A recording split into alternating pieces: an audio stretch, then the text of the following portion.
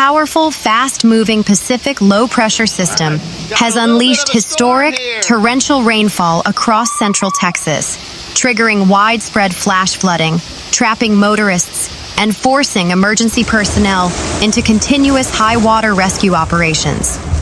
The region, structurally prone to sudden deluges and globally known as part of Flash Flood Alley, faced a relentless barrage of water that transformed local creeks, suburban thoroughfares, and vital interstate arteries into treacherous rivers. Meteorologists and emergency management officials describe the weekend weather event as a severe test of local infrastructure. With soils already heavily saturated from consecutive weeks of intermittent severe weather, the ground was incapable of absorbing the intense downpours. Runoff quickly overfilled urban drainage networks and rapidly accelerated water levels in rural river basins. As the system begins to slowly drift out of the area, local governments, emergency responders, and displaced residents are beginning the monumental task of assessing property damage, repairing severed transit lines, and accounting for all citizens caught in the zone of impact. According to data compiled from the National Weather Service, NWS, and regional radar tracking stations, the crisis intensified rapidly when an expansive Pacific low-pressure system collided with an incredibly dense layer of warm, rich atmospheric moisture hovering over South and Central Texas. The environment was optimized for high-efficiency precipitation, leading to rainfall rates that caught many communities off guard. The NWS issued multiple urgent flash flood warnings targeting dense corridors. The primary target of the system was the heavily populated Interstate 35 corridor, particularly affecting counties including Travis County, including the greater Austin metro area, Williamson County, affecting Georgetown, Liberty Hill, and Sun City, Hays County, Burnett County, Falls County, including Marlin, and outlying rural zones. As of 9 p.m., rainfall rates of more than 2 inches per hour were continuing in areas of western Williamson County, where more than 4 inches had already fallen, with the storm showing signs of intensification. Flash flooding was ongoing along the Highway 183 corridor. Tomasco said he was closely monitoring the North Fork of the San Gabriel River, west of Lake Georgetown for rapid rises. At 8:15 p.m., the National Weather Service issued a new flash flood warning for northwest Travis County until 11 p.m., covering Lago Vista, Jonestown, and Nameless Road, after more than 3 inches fell in roughly 2 hours. Tomasco noted the area is near where flooding devastated Big Sandy Creek during the July 4th weekend in 2025. This is nowhere close to that level of rainfall, and I don't expect those creeks to break their banks in the same fashion, he said. Still, you know the drill up there. Things can change quickly, and we still have heavy rain potential for the next 6 hours or so.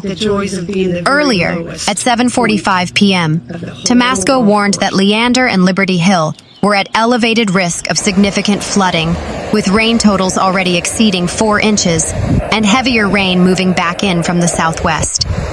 A flood watch remains in effect for 8 central Texas counties through 1 a.m. Saturday. The National Weather Service issued the watch for Burnett, Williamson, Travis, Hays, Caldwell, Bastrop, Lee, and Fayette counties, with flash flooding of roads, creeks, streams, and rivers the primary concern. A separate flash flood warning is in place until 1 a.m. for Cedar Park, Leander, Florence, Lago Vista, and Georgetown. Tomasco had warned earlier Friday that atmospheric moisture levels were at the 90th percentile for this time of year. Areas along the I-35 corridor, particularly Travis, Hays, and Williamson counties, were forecast to see widespread totals of 1 to 3 inches, with isolated amounts of 6 to 9 inches possible.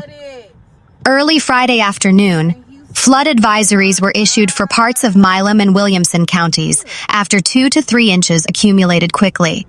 By 4 p.m., rainfall rates of 2 to 3 inches per hour were being estimated near Georgetown, Sun City, and Liberty Hill. Meanwhile, The Marlin Police Department shared on Facebook that Business 6 is flooded in both directions under the railroad tracks. The Salado Police Department shared on their Facebook the one-lane bridge on South Ridge Drive, two-lane bridge on Chisholm Trail, and low water crossing of DeGrumman and Chaparral, and Chisholm Trail near Elizabeth Circle are all closed due to high water. KWTX has learned of reports from Falls County Sheriff Jason Campbell that there was one person trapped in their car due to flooding. Also, 4 people are trapped in their vehicle in Marlin near County Road 362 and Highway 53. A Facebook post from TxDOT lists numerous roadways in Falls County are experiencing water of the roads.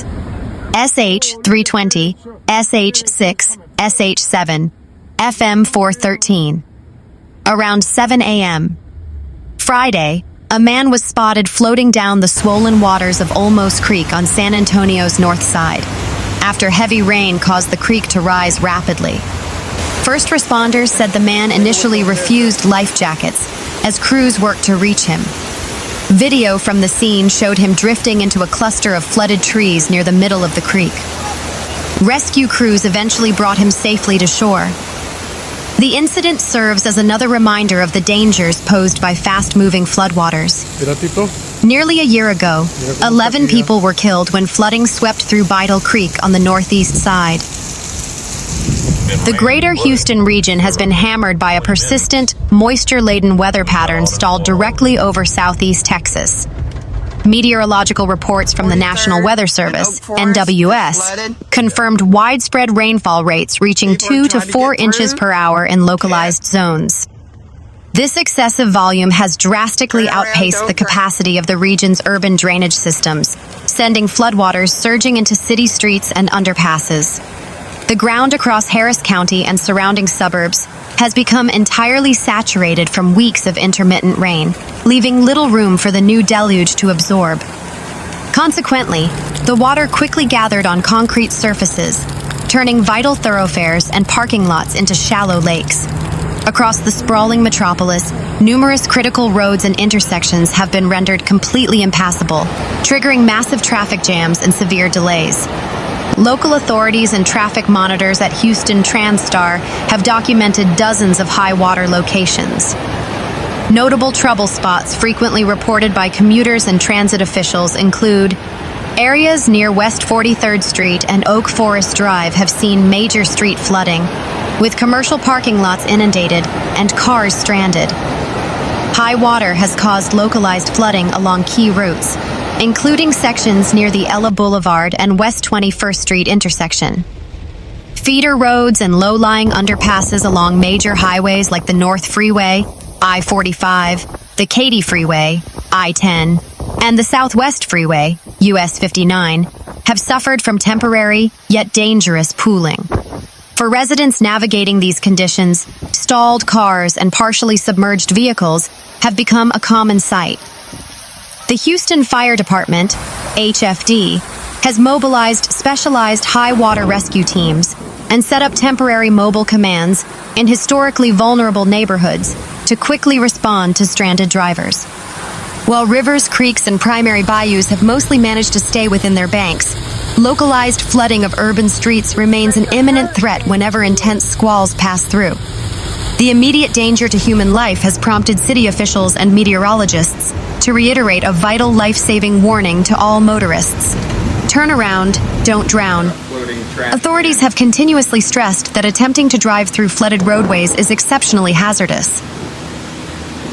A relentless onslaught of tropical moisture has transformed the scenic, historic streets of Key West into fast-flowing rivers, forcing emergency officials to issue an urgent series of street flood advisories stretching from mile marker 0 through mile marker 5. A powerful combination of atmospheric training, where successive storm cells repeatedly align and move over the exact same area, and a naturally high astronomical tide left the island's drainage systems completely overwhelmed. By Friday afternoon, large swaths of Old Town and New Town were inundated, stranding dozens of motorists and forcing local businesses to shut their doors. According to official data validated by the National Weather Service, NWS, in Key West, the island city recorded an astonishing 4.34 inches of rainfall at Key West International Airport by Friday evening. This single-day deluge shattered a 90-year-old daily rainfall record for June 5th, which had stood since 1936, when a mere 2.11 inches was recorded. The speed of the rainfall was particularly devastating. The NWS reported that more than 3 inches of water fell within a single hour, a rate of accumulation that far exceeds the handling capacity of any standard municipal drainage system.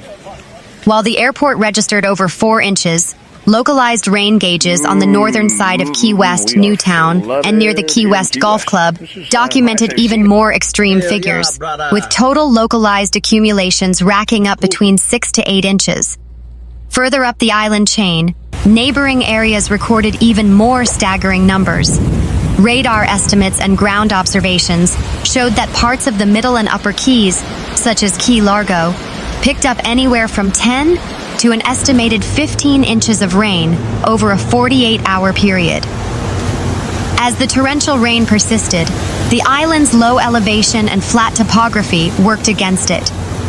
Within hours, the pristine tourist corridors of Key West were transformed into hazardous aquatic zones. Urban flooding left standing water depths ranging from 2 to 3 feet across primary transit corridors. Significant blockages and submerged lanes were reported along North Roosevelt Boulevard.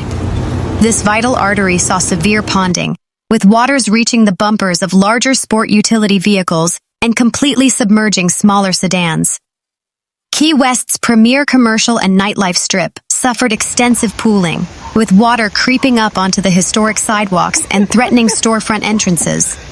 Intersections along Green Street became entirely impassable, creating a landscape that local residents noted on social media looked more suited for a boat than an automobile.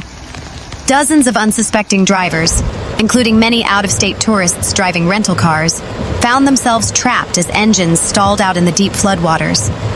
Tow trucks worked at maximum capacity, alongside local police to clear disabled vehicles from middle lanes to prevent absolute gridlock.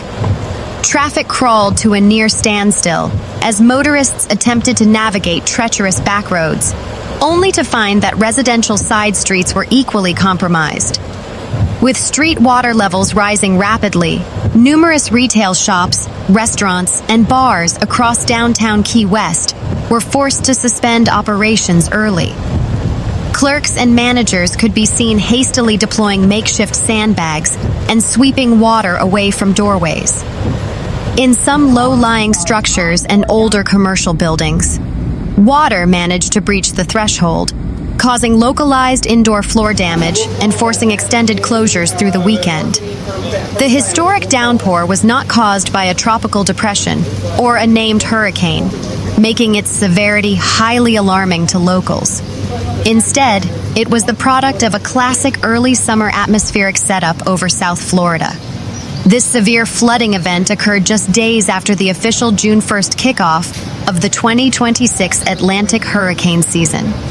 Emergency management officials emphasized that while the National Oceanic and Atmospheric Administration, NOAA, has forecast a near to below normal season with an estimated 8 to 14 named storms, events like this prove that a system does not need a name to cause catastrophic disruptions.